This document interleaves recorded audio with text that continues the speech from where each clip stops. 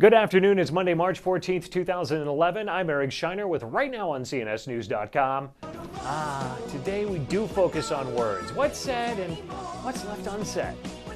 In the case of U.S. Secretary of Education Arne Duncan, it's where the U.S. Constitution authorizes the federal government to be involved in primary and secondary education.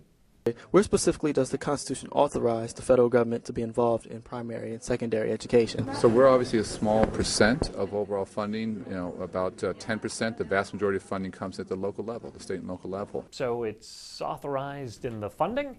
Christopher Goins' article has all the details. Some strong wording in a letter from Representatives Steve King and Michelle Bachmann, as they have taken a pledge and are asking all other House members to join them in it. Its terms are relatively simple. The member vows to vote no on any continuing resolution that permits any funding for the implementation of Obamacare. We have to write my language into the CR and take a stand, stare the President in the eye and say, Mr. President, we're going to make sure this government has the resources to function, but we're also going to make sure that there are no resources to implement or carry out the provisions of Obamacare.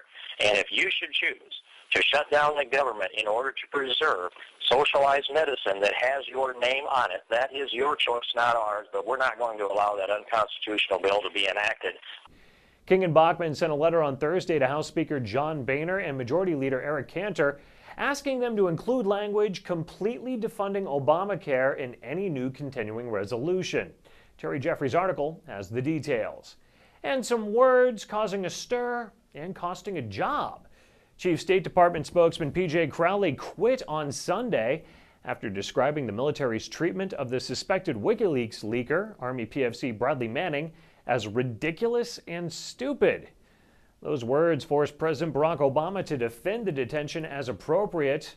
Crowley submitted his resignation to Secretary of State Hillary Clinton following his comments about the conditions for Manning at a Marine Corps brig.